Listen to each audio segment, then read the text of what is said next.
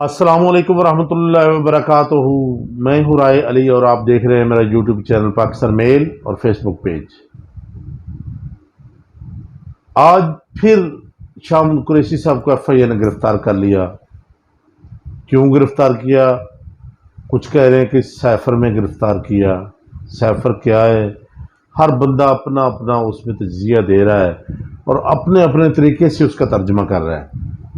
آج ایک چینل پہ بیٹھے ایک تجزیہ نگار نے کہا کہ جی اس لیے ان کو گرفتار کیا گیا کیونکہ وہ اس وقت فارن منسٹر تھے اور انہوں نے اپنے سیکٹری کو کہہ کر اس کا ترجمہ غلط کروایا تھا۔ ساتھ وہ کہہ رہے کہ جی عمران خان نے پہلے یہ کیا تھا۔ عمران خان خیر انہوں نے نام نہیں لیا، میں تو لوں گا۔ عمران خان نے پہلے وہ کہا تھا کہ جی یہ فارن سیفر جو ہے اس کی وجہ سے مجھے ہٹایا گیا، ان کی سازش تھی، پھر انہوں نے بیک اپ کر لیا کہ نہیں جی حکومت کی اور چیف آف آرمی اسٹاف کی جو ہے وہ سازش تھی۔ یہ ساری باتیں آپ لوگوں نے سنی اور تب سے لے کر آج تک سنتے آ رہے ہیں۔ اگر سیفر کا ترجمہ غلط کروایا گیا ہے تو سیفر اس فارن آفس میں موجود ہے۔ سب کہہ رہے ہیں کہ اس کی 4 کاپیاں ہیں، جو وزیر اعظم، صدر اور فارن آفس اور فارن منسٹری آفس میں بھی اس کی کاپی موجود ہے۔ اب وہ اس کی کاپی جب موجود ہے تو اس کا ترجمہ دوبارہ کروایا دیں۔ ان لوگوں کو اگر انگلش نہیں آتی، جن لوگوں کو نہیں آتی انگلش وہ ترجمہ کروا رہے ہیں تو وہ یہ دوبارہ کروا لیں۔ مگر اس سے ایک چیز ثابت ہوئی ہے کہ جو لوگ کہہ رہے تھے کہ یہ شہباز حکومت کر رہی ہے، نہیں، پیچھے کر کوئی اور رہا ہے۔ پی ٹی آئی کے خلاف جنگ جو کر رہا ہے، جو پی ٹی آئی کو سزا دینے کی کوشش کر رہے ہیں، وہ کوئی اور گروپ ہے۔ یہ ثابت ہوا ہے کہ حکومت کوئی بھی آئے، پی ٹی آئی کے خلاف ایکشن ہوتے رہنے ہیں۔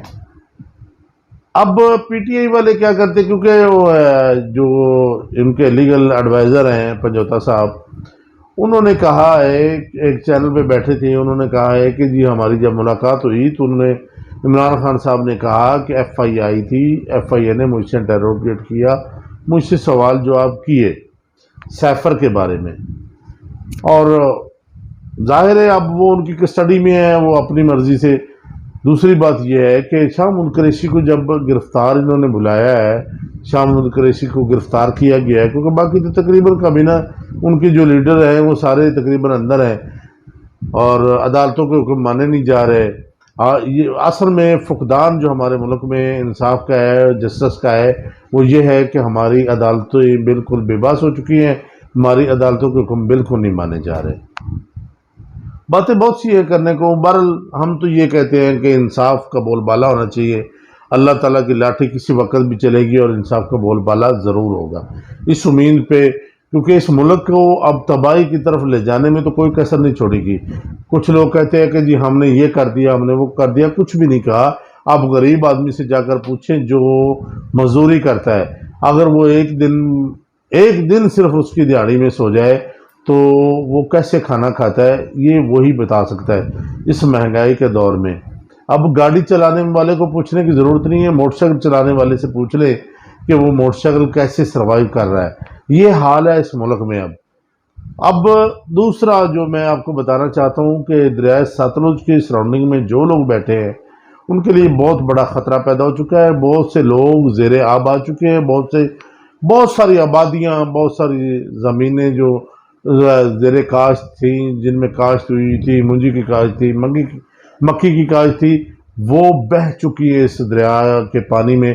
اب جو انڈیا نے دوبارہ 2,78,000 کیوسک جو ہیڈگنڈا سنگھ سے کراس کر رہا ہے، ہیڈگنڈا سنگھ پہ پہنچ گیا، آگے وہ اس کو کتنا کراس کراتے ہیں یہ اب، اور کہا یہ جا رہا ہے کہ یہ مسلسل 8 دن اسی طرح ان ڈیموں کے جو ہیں وہ گلے کھلے رکھیں گے اور یہ پانی متواتر چلتا رہے گا، کتنا بڑھتا رہے گا۔ کچھ تو ہم نے سوشل میڈیا پہ دیکھا ہے کہ انڈیا میں کہا جا رہا ہے کہ جو گنڈا سنگھ سے پیچھے ہیڈ ہے ہرے کا یا ہری کی، وہ اس ہیڈ پہ تو وہ اس کا جو دکھا رہا تھا ویڈیو، وہ کہہ رہا تھا 4 لاکھ ہے، یہ 2,78,000 غلط بات کر رہے ہیں، کیونکہ اس کے گلے فل کھلے ہوئے تھے ہیڈ کے، اور پانی پھر بھی اس کے ٹکرا رہا تھا اینڈ پہ اور اچھل کے باہر نکل رہا تھا۔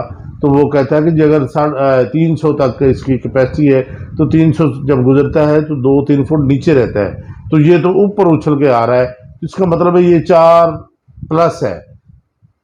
اگر 4 لاکھ کیوسک یہ پاکستان میں داخل جیسے ہو رہا ہے اور جیسے پہلے اس نے تباہی مچائی ہے، لوگوں کے پاس آپ دیکھ رہے ہیں، کیونکہ پہلے جو 88 میں یہ سیلاب جب آیا تھا تب نہ تو لوگوں کو اویئرنس تھی، نہ لوگوں کو پتہ چلتا تھا۔ اب آپ پل پل ہر جگہ کا اپنے موبائلوں پہ دیکھ رہے ہیں اور حکومت کی کارکردگی بھی دیکھ رہے ہیں، جو ضلعی حکومت ہے، جو ضلعی انتظامیہ ہے، ان کی کارکردگی بھی دیکھ رہے ہیں، اور جو نگران سیٹ اپ ہیں ان کی کارکردگی بھی دیکھ رہے ہیں کہ کیا ہو رہا ہے۔ تیسری بات میں آپ کو بتانا چاہتا ہوں، گجرانوالہ میں وہ جو جڑانوالہ میں ہوا ہے، میں بالکل اس بات پہ ہوں کہ ایسا نہیں ہونا چاہیے تھا۔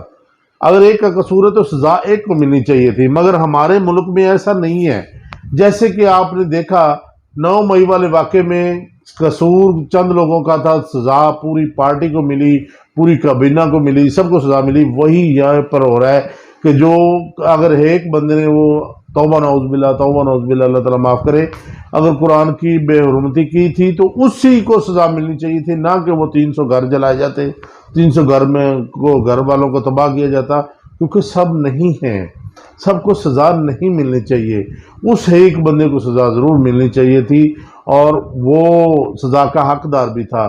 ہمارا یہ رائٹ شرعی حق بھی ہے کہ ہم اس کو نشانہ عبرت بنائیں، جو ہمارے نبی آقا صلی اللہ علیہ وسلم کی طرف کوئی جو آواز غلط اٹھاتا ہے اس کو، یا ان کی کتاب قرآن پاک قرآن مجید جو ہے اس کی بے حرمتی کرتا ہے، تو بالکل ہمارا شرعی حق ہے ہم اس تک پہنچیں، اس کو سزا دیں، دلوائیں۔